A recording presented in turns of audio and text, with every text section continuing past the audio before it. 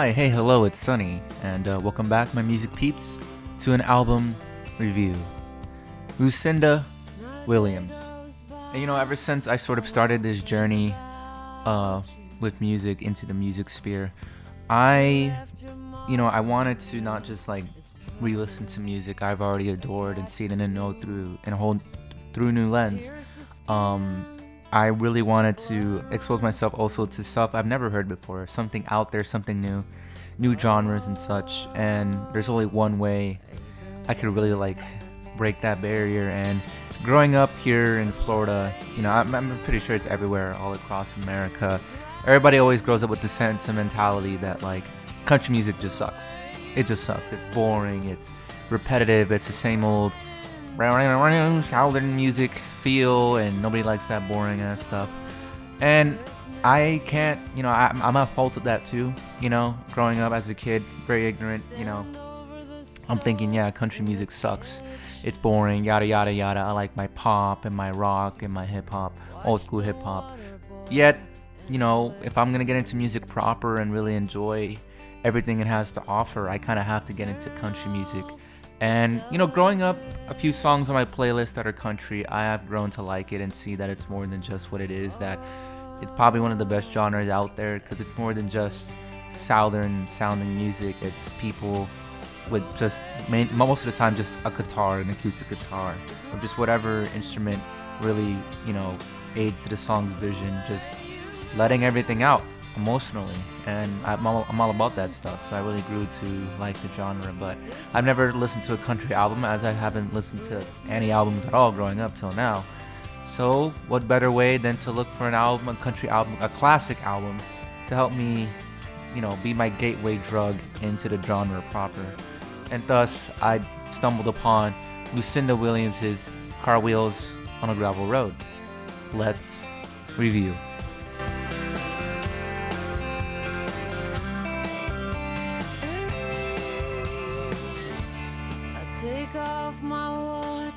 This would be the record that truly put Lucinda Williams on the map in the music sphere, as her career was kind of a slow burn, and she wanted to do things differently, especially as at the time of this album's release, there was sort of a revival era for country coming on, and she somehow went through a lot to make this album work to her vision, and thus we have the masterpiece that we have today. Ride in Time is a very, very good opener, very solid work, highly listenable, something to help kick off the album in a proper way. It focuses on Lucinda pondering about a romantic interest she once rode with, and how she still mourns him, the very fun and enjoyable chorus, an overall country instrumental to backpedal the entire tune. It's very fun, very playful. It's not that different from pop, honestly. When you think pop music, you think just music that is energetic and fun, and its overall sound to be captivating enough for popular, people, just to be a popular song that everybody can enjoy. And with country, this song right here kind of does a similar thing, only with the country sort of texture over it, and I think it works well to build an authenticity to the album, and it kicks everything off very well. Now this song, though the last one did a great job kicking the album off, I think this one even helps further kick the album off in a great way, as it not only having the title of the album, Car Wheels on a Gravel Road, yet this one really starts building the ideas this album will follow, and how an idea I really adore is how this one is kind of Lucinda reflecting on her former house and all its outworn material and the many stories of the town she grew up in, seemingly from my analysis, and detailing her child and what it's like being a mother. I think it really helps add this sort of like I don't know if this is kind of a weird thing to say, but for those of you who have watched the classic film Toy Story 2, that scene with Jessie staring out the window talking about her backstory, that whole vibe is this album for me. And this song really helps establish that idea because it's very sentimental, reflective, and it's got an overall nice clean arrangement to it and a nice flow, and yeah, it does a great job kind of adding to establishing the album. Too Cool to Be Forgotten, this one is also another really interesting one, as it takes more of a moody swing, and the detailed lyricism really helps because it describes this sort of bar that Lucinda's voice is aiding in this overall story. And it's got this kind of somberness yet noble kind of outlook to everything. And I love the overall. I love it when songs do this. That's one of the reasons I love Piano Man by Billy Joel. When a song it almost feels like a chapter in a book where it's describing this setting only through a musical lens. And not only does it feel like I can picture this setting, but there's a captivating story there musically, and Lucinda does it greatly here. Drunken Angel, very compelling song. One from my personal perspective is left very vague in its demeanor and feels conflicted in of itself in the best ways, kind of depicting this character known as the Drunken Angel, who is very much adored by everybody and can play guitar really well, yet gets drunk a lot and there's a lot of negative things about it. And this is something that kind of happens a few times across the album, where Lucinda will describe a character who can be very flawed but very human, and it's very intelligent and has a very sweet tone to it. And I think this one does stand out a lot across the whole track listing. I'll be honest with Concrete and Barbed Wire. This goes for kind of the whole album. On my first listen, just listening to the album, letting it sync with me. I enjoyed it a lot. I liked the overall sound and sweetness to it, but no song really stood out to me. But on second re-listen, days after, so much as even recording this, all the songs are very memorable. The chorus, the lyricism, and this one does stick out a lot, almost to an annoying degree, but I don't mind. It's very enjoyable.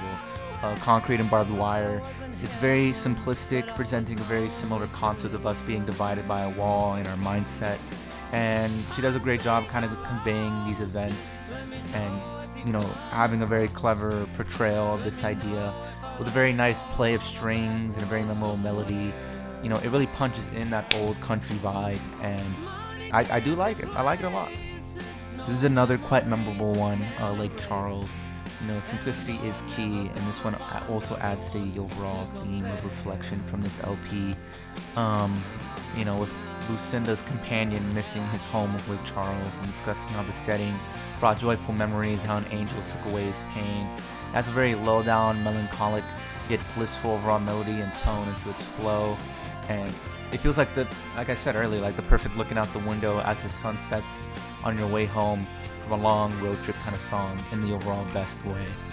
Can't Let Go, this one kind of stands out a lot more for being very angry, despite its more straightforward and collective delivery from Lucinda. She's depicting how she can't let go despite the ignorance of her partner, and it's very bouncy, jumpy, and gruff with the overall play of the guitar here, and it's very spicy. It really does feel like it's kind of an angry song, but it's not like Nirvana level angry or anything. It's more so like I'm disappointed in you rather than yelling at you kind of angry, and I like that. I Lost It, this one, maybe it's not the best sound wise, like the most memorable put on my playlist kind of song, but this might be my favorite one on the album, just for its sincerity of the idea of Lucinda losing an item that means a lot to her, and how that could kind of reflect with anybody, especially me. I think that's why I kind of connect with this song a lot, because I can't imagine losing certain items, not because materialistic needs, but because it's more than just an item. It's something that represents something about me or my life or my past times in my life when I'm happy, and yeah, I know it's kind of personal bias, but it's I like that a song like this does that, and that's not something I see very often in music at all, and so I think just that by this kind of standing out, I appreciate it a lot more than the others. Being honest, Metal Firecracker, when it starts off, it sounds very formulaic already with the rest of the album, yet as it went on, it managed to redeem itself, following the same beat as her not wanting her lover to reveal their secrets. Yet what made this one work is despite the album already repeating its ideals, it works effectively with a fun chorus, instrumentally, vocally. The sound kind of saves this one. This is, I guess I'll save it to the end. But this album isn't perfect, but I do enjoy it. We'll get to it. Greenville is when the LP kind of starts going into a different direction, building off the previous track by going fully directional in its sorrowness of Lucinda being done with her lover, a completely broken relationship that feels raw and authentic despite its cheery melody in the back. almost presenting a false exterior, and it's got kind of like a hidden darkness to it, and it is kind of compelling, and it feels like, damn, Still I Long for Your Kiss, kind of depressing, it's her desiring her lover despite abusive tendencies, and, I would say this is kind of a weird song. It's not encouraging, like, oh, you should want your abusive lover back. Like, no, it's not doing that. I think the song, what it's trying to portray is like this mentality. I feel like a lot of people, especially now, this album came back way back then. That this song is kind of relevant now because so many people, are kind of in this circle, this situation, this spot, and it's very upsetting. And I kind of like that a song like this way back then. I mean, it sucks, but it's like it's still relevant even now, and that makes the song better. And all I can say is just remember to move on and find those better suited for you. And I can understand it's probably difficult because sometimes no one can be on par, quite like this person, and that is kind of heartbreaking. And I like how the song conveys itself in that way. The penultimate track, Joy, getting more into the surrealism. It continues this tone of Lucinda wanting Joy back. The more kick-ass, almost rock arrangement to it, less country and more rough. Almost a walk of anger aesthetic to it. She just wants to be happy again. And, I love it when an album kind of shifts mood-wise. But this one, it's still static with how the album started. Only, it's kind of like the album starts off nostalgic. And as it goes on, it's more like nostalgia's wearing off and you see things, reflecting on things for what they really are, and it's not as good as you remember. And it is ironic how this song's called Joy, and yet it's kind of not a very joyful song. So I mean, yeah, the album closer, Jackson, I think perfectly brings the album full circle, as it kind of details how Lucinda is not only leaving Jackson, I guess the reveal of what this setting is throughout the whole album, yet how she kind of won't miss it. And it could kind of be potentially analyzed as in denial or truth. And it's very bittersweet, very bittersweet song. And I think it really hones in on the overall idea of reflection that I obtained from this album. Being my gateway country album, I gotta say this is a great start. I'm excited to do more country records, if you guys would like that. But yeah, I think this album was great. Like I said earlier, that analogy of like that Toy Story 2 scene. It feels like the overall album is presenting this idea of reflection, and how it starts off nostalgic and fun and sweet to it. And, it presents a lot of ideas a lot of us can relate to, like our old homes, or an item we lost, or the people in our lives, and, or a location where there's a bunch of people there, a bar, if you will, of their like lives and their legacies. But as it goes on, it's kind of more sad and kind of breaks down that barrier of reflection. And I love that. I think it's great writing. I was going to bring up earlier, the album's not perfect. I feel like maybe as it starts going on, a lot of the melodies or the overall sound of the songs can be a little bit too similar, and the same thing can go for the writing. Overall, aside that, those are very minor things. This album's honestly pretty great. I wouldn't call it perfect, but it is quite amazing, very impactful. I can see why this album stands out. And even though I wouldn't call it, it's not exactly known as like a gateway country album, I feel like this album does a great job. And for me personally, why country works as a genre, why I feel like more people should give it more of a fair shake. And honestly, I would say this is a great album. If you want to get into country, for me it worked. Maybe not why it worked for you, but it worked for me. It could be a great gateway album for you. And Lucinda Williams is very talented. For sure, I want to check out more of her music.